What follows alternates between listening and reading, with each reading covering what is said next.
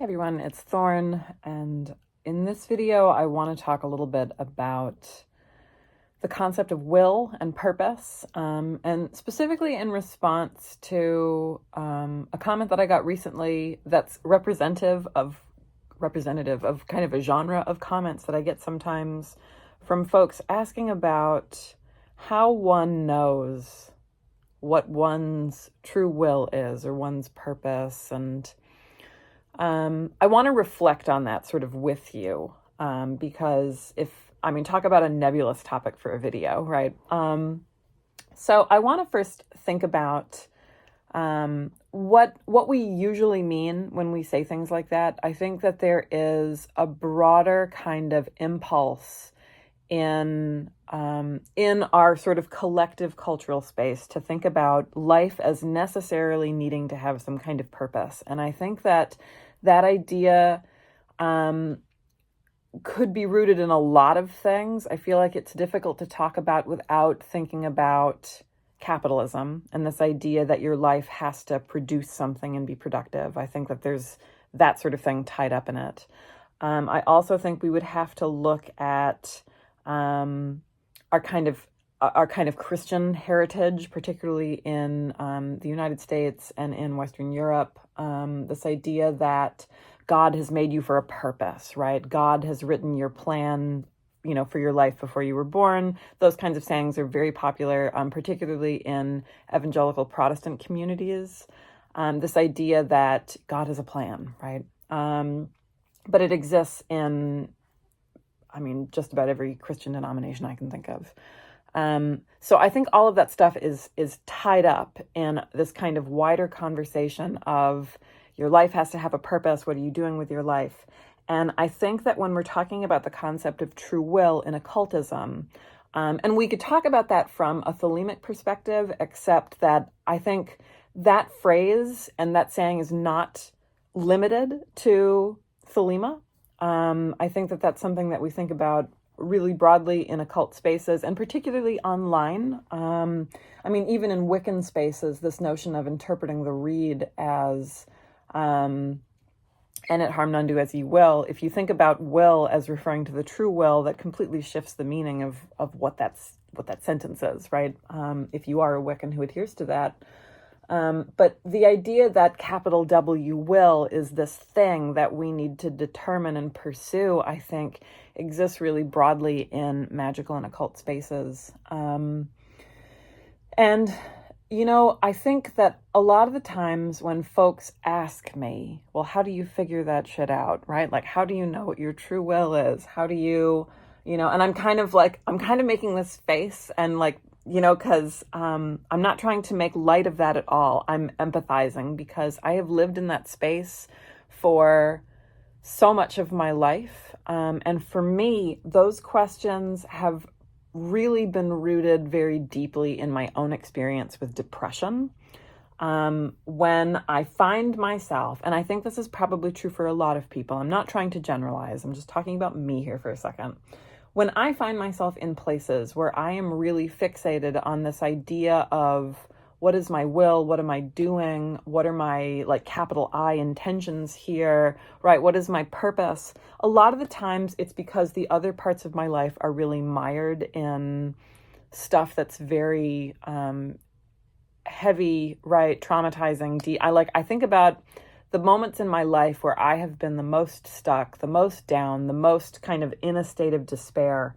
And those are the questions that circulate, which is not to say that those kinds of questions can only come up when one is depressed. But in my personal experience, I fixate on those kinds of questions when I am feeling worst about myself.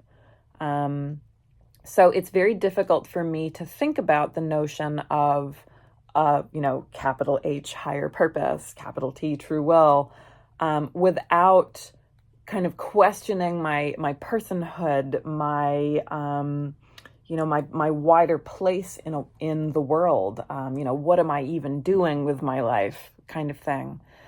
And there's lots of perspectives that we could ultimately take here to answer those questions. But this is kind of how I think about it. I gave you the backstory so you could kind of see, what's informed my perspectives here. I have learned over the course of aging, my education, being in the world, reading, whatever, I have learned, and I believe this pretty strongly, that meaning is ultimately constructed. I think that, like for a lot of people, this will sound cynical or nihilistic, but it probably is. But I don't want it to come across that I think that this is negative. I don't at all. I find this perspective very empowering and very liberating. The idea that if meaning is constructed, I get to decide what is meaningful in my own life. When something is devoid of meaning, I can put meaning into it. The fact that I think of myself as a conscious creator in my own life, in my own universe, I find that very empowering. The idea that something isn't meaningful just like objectively because whatever, a God said so, or creation like just aligned this way or whatever. I think that's a perspective that, I don't know, like I find it to be very fueling, like not just magically, but in how I go about my life. And I've come to those kinds of conclusions because of the various sorts of experiences I've had. I mean, I remember people say that, if you have a passion, like you stick to it no matter what, like that becomes your whole life. It can be consuming and you just know it. And that's true for some people. But I also know that passions are things that can be set down. Passions are things that can be traumatizing. Passions are things that can be nurtured, and they can develop over time. They can occur in surprising places. I've had so many shifts in my own life, and practically every single time I've been so sure of it. I mean, when I was growing up, music was the thing I was passionate about. And I knew I was going to be a musician. I went to music school. I played in bands. That was like obsessively what I did. That's all I did. Like that's what I thought my whole life was. And I put music down for a lot of reasons. Okay. Some of them were trauma related, things that were outside of my control. Some of them were things that had to do with just wanting to make better choices for myself in terms of my self-care and my mental health. I became less willing to sacrifice certain things as I got older. And frankly, my interests really did shift. I was well into I was late 20s, right? Like so much of my life had changed by that point. And I've found that has been true with many things that I've done subsequently. And one can have multiple passions, multiple interests, multiple things that at different points in your life can feel like everything, whether that's a relationship, an artistic pursuit, a career pursuit. I mean, being a writer, right? Like these are things that I've done. And at any given moment, I would have told you that those things, if I'd had the language for it at the time, I would have told you, well, this is my true will. The idea of setting down everything else and being kind of single-minded on a thing, like that's a perspective that people have with regard to true will. And I think that that's a valid perspective, but it's not the only one, which is what I want to emphasize here. And I think that particular perspective is one that can necessarily include a lot of heartbreak and a lot of frustration, which is not to say that one should not pursue it. But when one encounters that heartbreak, one always has the choice, right, to take something in a different direction, to keep going, right, and accept whatever the consequences are of those choices. That's one perspective when we're talking about true will, when we're talking about higher purpose. In some traditions, higher purpose or even true will is framed as a kind of reunion with the creative, generative forces of the world, whether that's a return to Godhead, union with the divine, etc. Like you'll encounter that kind of language. And in that worldview, that becomes the central kind of mission for all human beings. That's another perspective. within Thelema, there's also a perspective that your true will is about learning and kind of embodying your nature. It's not even necessarily something that you do consciously. You discover your nature, your true will, and kind of in going with that flow, you have less resistance in your life. That's another perspective that you'll encounter. I don't think that true will equals higher purpose equals thing you're supposed to do with your life is the only perspective. I don't think it's the best perspective personally from my own kind of, traumatic experiences out in the world. I think there's a wider conversation that we could have here about genius and people who achieve genius, and kind of what that can do in other parts of your life.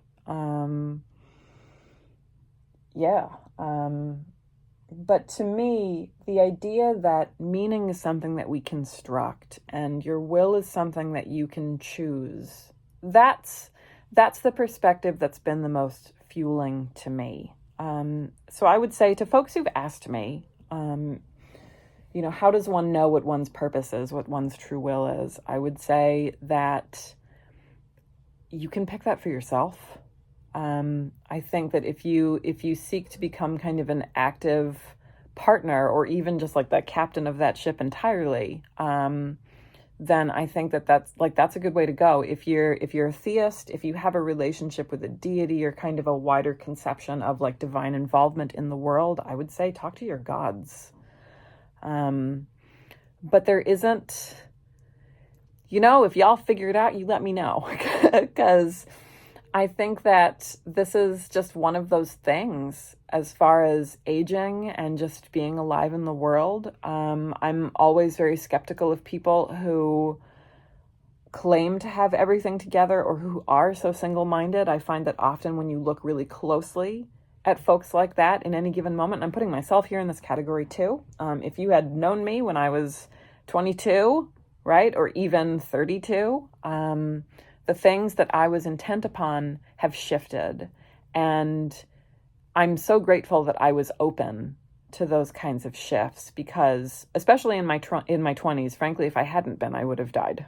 Some of the things that were happening in my life at that point, so there's a lot there. And I would say if you are wrestling with this stuff, and this is not me calling anybody out, this is me, I think this is a thing.